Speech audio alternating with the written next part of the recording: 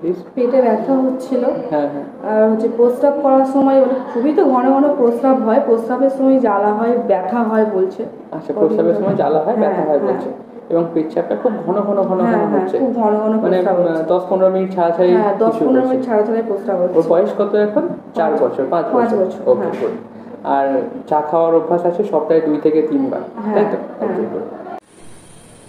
তো 4 থেকে 8 বছরের বাচ্চাদের এই ধরনের সমস্যা কিন্তু দেখা যায়, যেখানে বাচ্চা বারবার হিসু করছে, 10 থেকে 15 মিনিট ছাড়া ছাড়া বিনা কারণে হিসু করতে যাচ্ছে।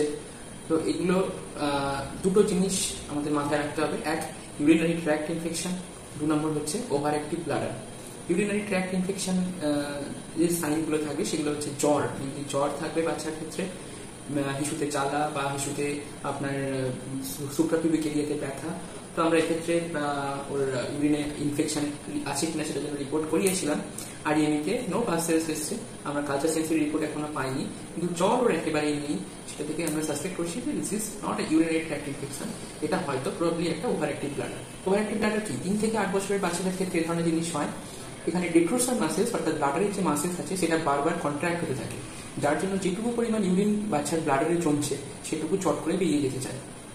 তো এগুলো বাচ্চাদের কিছু কিছু স্ট্রেসফুল সিচুয়েশনের জন্য হয়। কোনো একটা কাজ যেটা বাচ্চা করতে পারছে না, কোনো একটা কাজ যেটা বাচ্চা পছন্দ করছে না, কোনো একটা সিচুয়েশন যেটা বাচ্চা থাকতে পছন্দ করছে না, এমনকি কিছু কিছু উত্তেজক ড্রিঙ্কসের জন্য, যেমন চা, কফি, কিছু কিছু ক্ষেত্রে চকলেটস এবং ক্যাফিনেটেড কোল্ড ড্রিঙ্কস যেমন আপনার কোক, এই ধরনের জিনিসপত্র যদি বাচ্চা ওভার কনজিউম করে সেক্ষেত্রে ওভার অ্যাক্টিভ ব্লাডারের সিমটম দেখা যায়।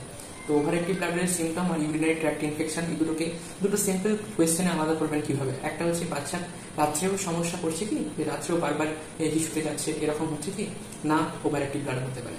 আর বাচ্চা কি কোনো জ্বর আছে না, তাহলে ওভার অ্যাক্টিভ ব্লাডার হতে পারে। তো এক্ষেত্রে আমাদের করার কি থাকে, বাচ্চার এই যে নার্ভের অতি উত্তেজতা এটাকে একটু শান্ত করা। সেটা কি করবো, আমরা যে সমস্ত উত্তেজক ড্রিঙ্কসের কথা বললাম সেগুলো একটু আমাদের প্যাসিফাই করতে হবে, বাচ্চাকে নিজের পছন্দ মতো সিচুয়েশনে থাকতে দিতে হবে, এবং বাচ্চার ক্ষেত্রে আমরা কিছু রিওয়ার্ড থেরাপি চালু করতে পারি, যাতে করে বাচ্চার 2 থেকে 3 ঘন্টা সিডিউল ছাড়া ছাড়া কিছু করা ফলো করলে তাহলে আমরা বাচ্চাকে কিছু একটা রিওয়ার্ড দেবো, মেবি একটা ছোট পেন, মেবি একটা ছোট চকলেটস, এরকম ছোট ছোট রিওয়ার্ডস দিয়ে থাকবো। এবং রিওয়ার্ডস দেওয়াটা জরুরি। আপনি যখন বাচ্চাকে বলছেন যে আমার কথা ফলো করো, তখন বাচ্চা ওই রিওয়ার্ডস এর জন্য কথা ফলো করবে, এবং আলটিমেটলি বাচ্চার ইউরিনারি ফ্রিকোয়েন্সিটা আবার নর্মাল শিডিউলে চলে আসবে।